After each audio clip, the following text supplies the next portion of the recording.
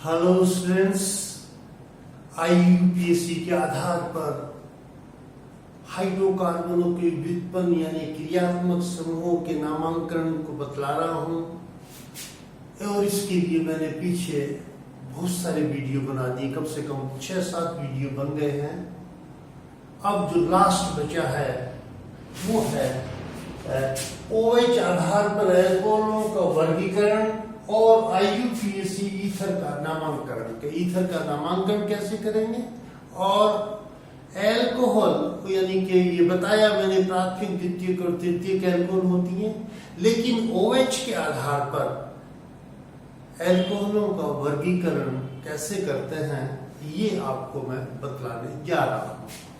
तो OH को hydro शब्द बोलते हैं। यदि किसी एल्कोहल में एक OH होता है तो उसको मोनोहाइड्रिक, यदि 2 OH होते हैं तो वो डाइहाइड्रिक, और यदि 3 OH होते हैं तो वो ट्राइहाइड्रिक, अथवा और उससे ज्यादा OH होते हैं तो उनको पॉलीहाइड्रिक एल्कोहल कहा जाता है।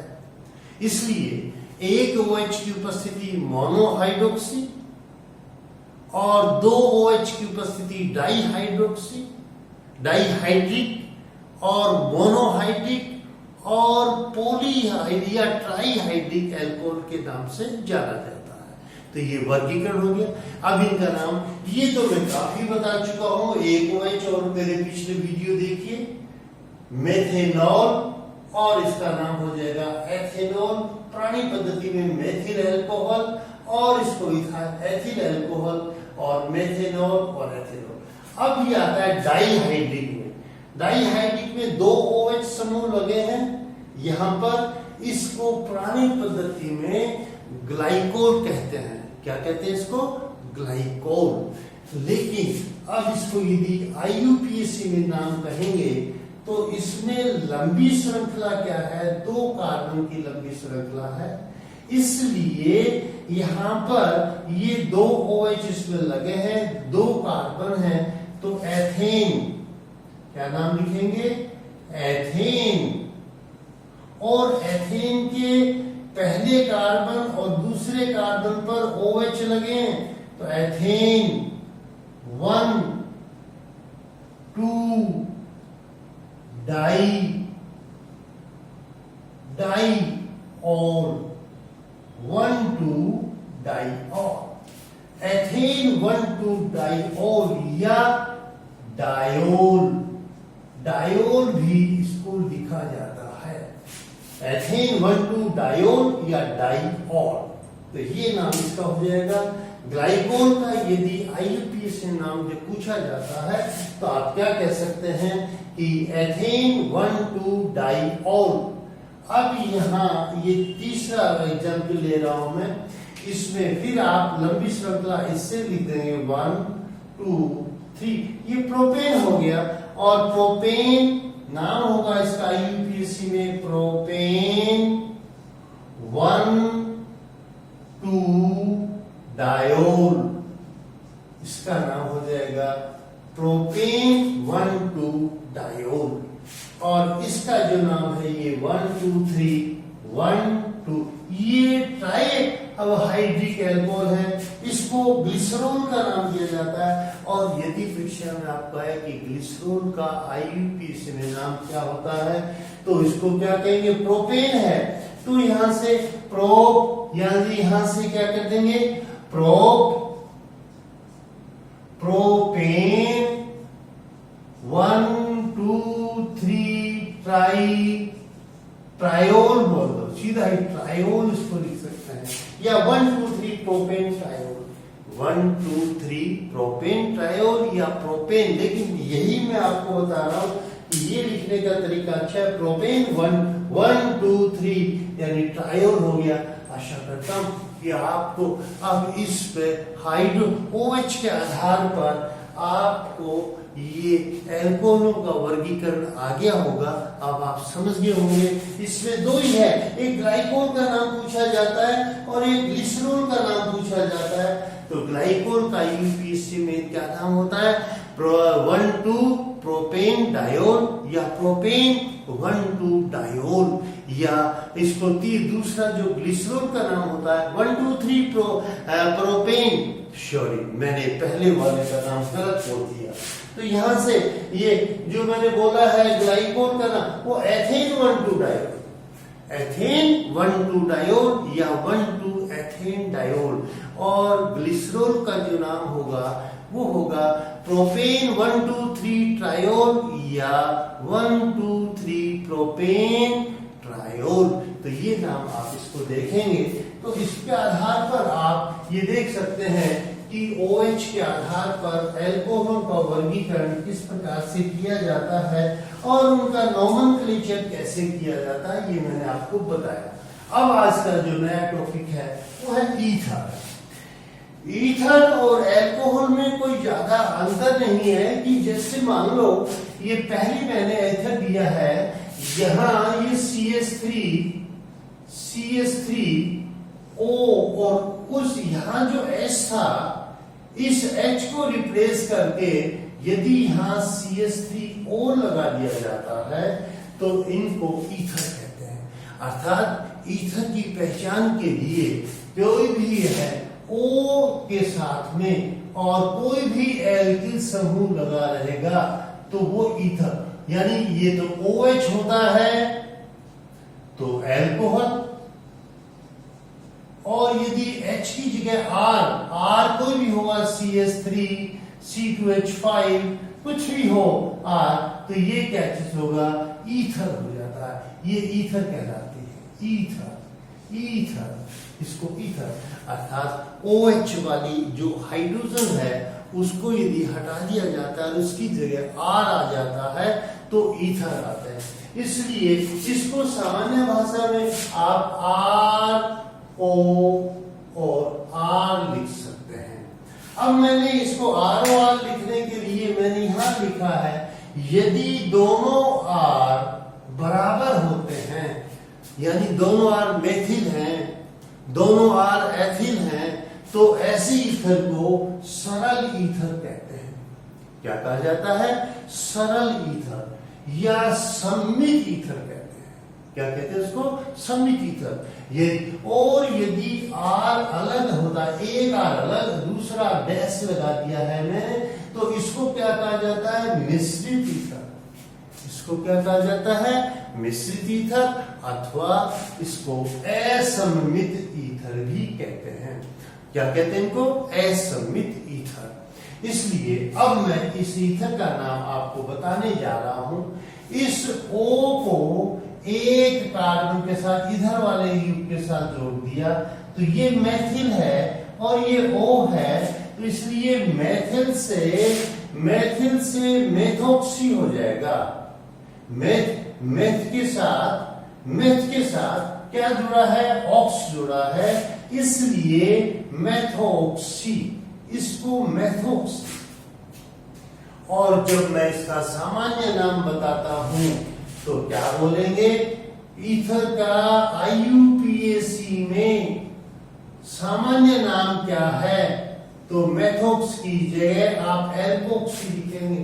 सामान्य नाम के अंदर एल्कोक्सी लिखेंगे और ये मेथोक्सी।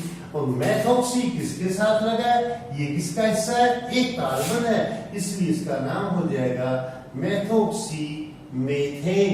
ये आपका मेथोक्सी मेथेन हो जाएगा, मेथोक्सी मेथेन। अब इसको क्या कहेंगे, एल्कोक्सी एल्केन, एल्कोक्सी एल्केन। यानी ईथर का सामान्य नाम जो होता है ईथर को IUPAC में क्या कहेंगे, एल्कोऑक्सी एल्केन, ये इसका नाम हो जाता है। अब मैंने इस यौगिक का नाम तो बता दिया, अब मैं इस यौगिक का नाम बताने जा रहा हूं, इस यौगिक का नाम बताने जा रहा हूं। अब मैंने कहा यहां पर कि इस O को एक के साथ जोड़ दे, तो यहां पर ये मिश्रित है, अलग अलग है। ये तो क्या थे, दोनों समान हैं, लेकिन अलग अलग होने पर इस O को छोटी श्रृंखला के साथ जोड़ेंगे। कौन सी श्रृंखला, यहाँ एक कार्बन है और यहाँ कितने कार्बन है, 2, इसलिए ये नाम हो।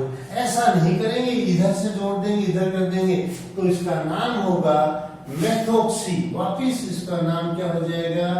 Methoxy, methoxy ethane. इसका नाम हो जाएगा मेथोक्सी एथेन। ये मेथोक्सी एथेन है, ये एथेन हो जाएगा। अब यहां इनका प्राणिक पद्धति में नाम सुनिएगा। इसका नाम होता है डाईमेथिल ईथर, डाईमेथिल ईथर, यानी दोनों मेथिल और ईथर। और इसका आईयूपीएसी में नाम क्या होगा? Methoxy methane. डाईमेथिल ईथर का आईयूपीएसी में नाम मेथोक्सी मेथेन। इसको क्या कहेंगे? एथिल। ये एथिल, एथिल, और ये क्या हो गया? Methyl, ethyl methyl ether, ethyl methyl ether नाम हो गया। तो इसको आईयूपीएसी में क्या कहेंगे? Methoxy ethane, methoxy ethane. ये मेथोक्सी एथेन आ गया। इसका नाम डाई एथिल, ये भी एथिल है और ये भी एथिल है, इसलिए इसको कहेंगे die ethyl, die ethyl ether. ये डाई एथिल ईथर आ गया। और डाई एथिल ईथर को आईयूपीएसी में क्या बोलेंगे? इसमें तो दोनों कहीं जोड़ दो, इसको ओ इधर लगा दिया। एथोक्सी, एथ के साथ, एथ, एथोक्सी, एथ के साथ ऑक्सी शब्द लगाओगे, एथोक्सी एथेन, एथोक्सी एथेन। ये ओ जब एल के एथ के साथ लग जाएगा तो उसका नाम क्या होगा? Ethoxy alkane. अब यहां पर ये क्या हो गया? प्रोप। इसका जो आईयूपीएसी में नाम है, इसको बोले सॉरी प्राणी पद्धति में एन प्रोपिल और मेथिल, एमएनपी। तो मेथिल, मेथिल, यहां n propyl, n propyl, methyl n propyl ether, methyl n propyl ether. और आईयूपीएसी से समझ ही गए आप कि ये OCH3 को बोल देंगे मेथोक्सी। क्या बोलेंगे इसको? Methoxy, methoxy. क्या नाम बोलेंगे? प्रोपेन। ये आपने नाम ध्यान दिया कि मेथोक्सी प्रोपेन, ये इसका नाम हो गया मेथोक्सी प्रोपेन।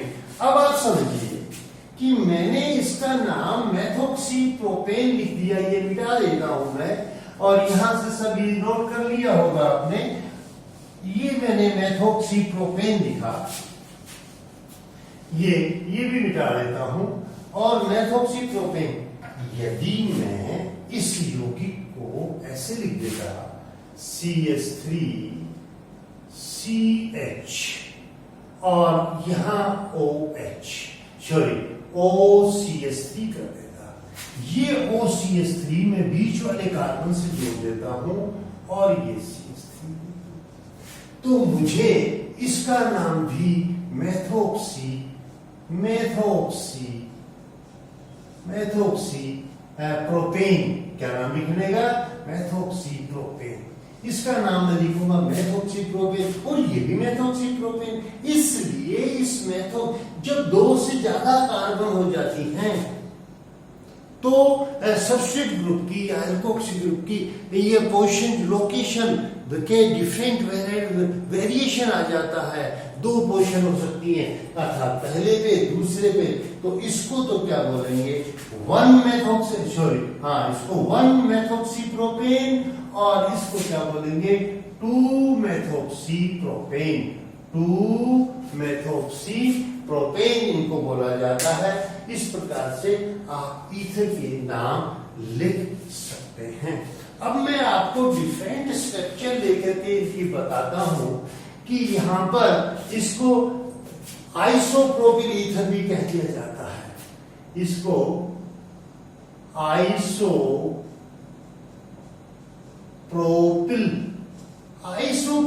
ईथर, यहाँ OH होता तो आइसोप्रोपिल अल्कोहल, और ईथर है तो आइसोप्रोपिल ईथर, और ये क्या चीज होती है कि एन प्रोपिल ईथर। इसको मेथिल एन प्रोपिल ईथर, या क्या कह दिया कि इसको एन प्रोपिल ईथर, या इसको n methyl n propyl ether भी इसको बोला जाता है, या इसको n propyl ether, n propyl ether भी इसको कह सकते हैं। मेथिल एन प्रोपिल ईथर भी, और इसके बाद में इसको ये आइसोप्रोपिल ईथर, और ये एक नाम होते हैं।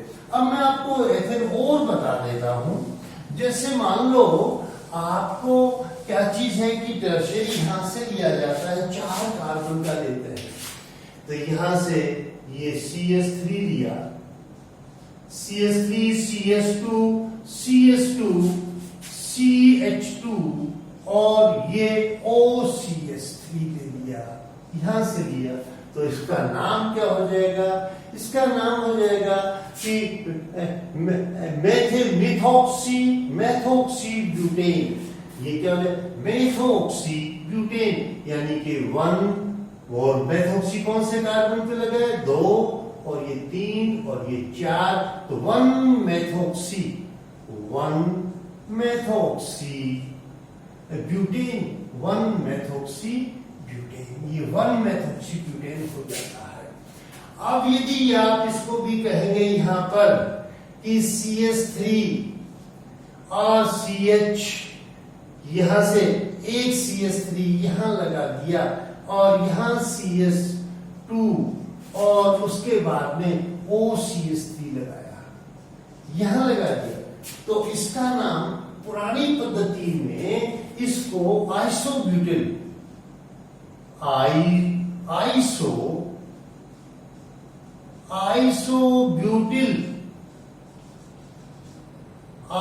ये पूरा समूह आइसोब्यूटिल और isobutyl ether, isobutyl methyl ether, methyl और सब लगाएंगे, methyl ether, isobutyl methyl ether. लेकिन IUPAC में इसका नाम हो जाएगा, क्या नाम होगा IUPAC में इसका? इसको कहेंगे कि यहां से ये लगे मेथोक्सी, यहां इसको 1, 2 और 3, तो यहां पर 1 पे तो मेथोक्सी और 2 पे क्या है? मेथिल, तो यहां पर क्या लिखेंगे कि 2 मेथिल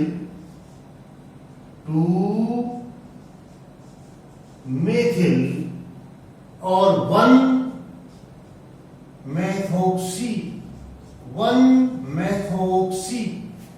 पे मेथोक्सी है, और पूरा, अब यहां 3 कार्बन है, तो इसलिए इसको प्रोपेन। अब आप इसका नाम समझिए कि इसका नाम क्या लिखेंगे? इसका नाम होगा 2 मेथिल, 2 पे मेथिल आ गया, और ये OCH3 किस पे लगा है? 1 कार्बन पे लगा है, इसलिए इसको 1 मेथोक्सी प्रोपेन बोलेंगे। ये तो ये 2 मेथिल 1 मेथोक्सी प्रोपेन इसका नाम हो जाता है। अब इसी को ही मैं यहां से, मान लो मैं इसको ऐसे लिख देता हूं, CH3, और यहां से CH2, और यहां CH3 कर देता हूं, और यहां OCH3 कर देता हूं। मान लो ये CH3 मैंने यहां, ये CH3 यहां लगा दिया, तो पुरानी पद्धति में इसको secondary butyl methyl, S butyl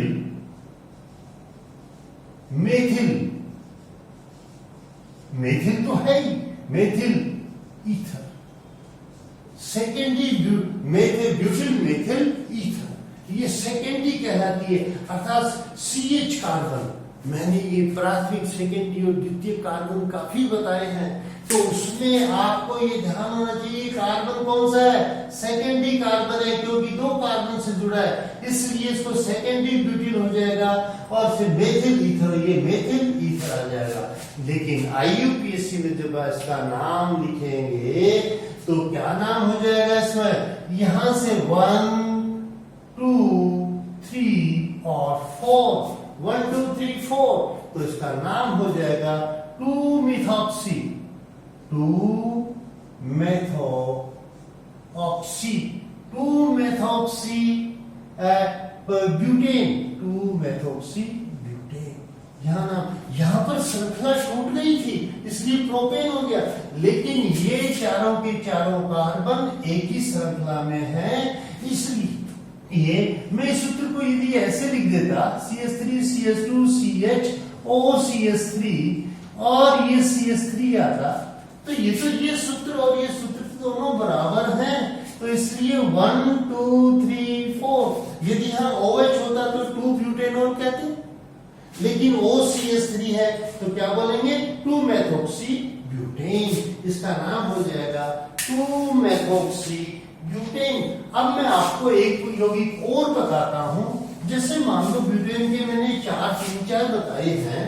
अब क्या होगा कि यदि यहां पर ऐसा लिख दिया जाता है CH3 CH3 और यहां पर भी CH3 आ गया और ये OCH3 आ जाता है, ये O, इसका नाम होगा टर्शियरी, टर्शियरी T से लिख देंगे tertiary butyl, tertiary butyl methyl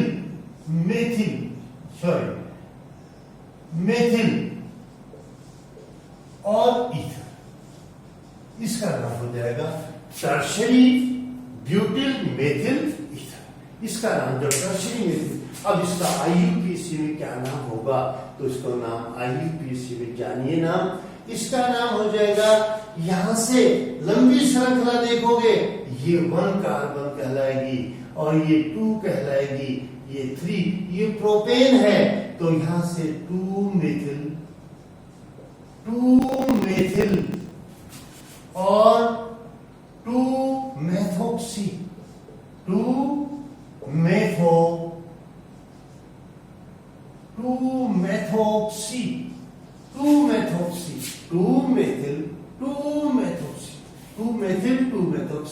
propane, ये 2-methoxy प्रोपेन इसका नाम हो जाएगा। तो आशा करता हूं ये आपको ईथर के बारे में भी अच्छी तरह से समझ में आ गया होगा। ये ईथर का नामांकन है और इस प्रकार से आप 1-2 एग्जाम्पल और ले देता हूं मैं, मान लो जैसे यहां से क्या चीज आ गया, ये CH3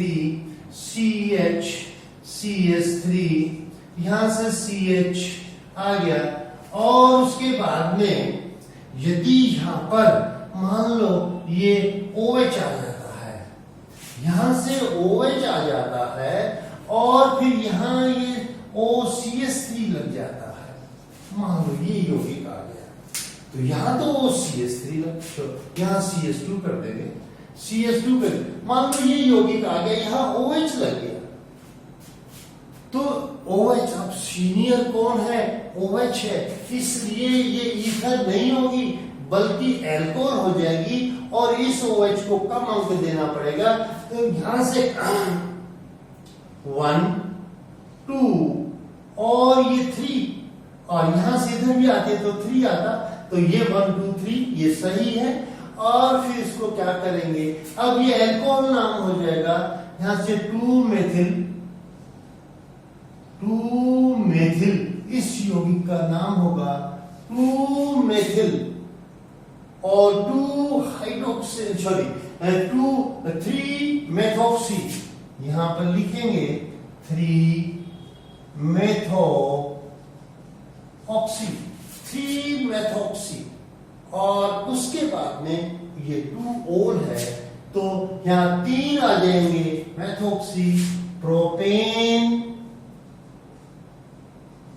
2-ol, प्रोपेन 2-ol, ये पेरेंट कंपाउंड जो है वो तो प्रोपेन 2-ol है, 3 कार्बन का परमाणु है, 3 है तो 2 प्रोपेन 2-ol, तो पेरेंट कंपाउंड हो गया। अब तीसरे कार्बन पे OCH3 लगा है, तो आपने 3-methoxy, दूसरे कार्बन पे CH3 लगा है, तो 2-methyl।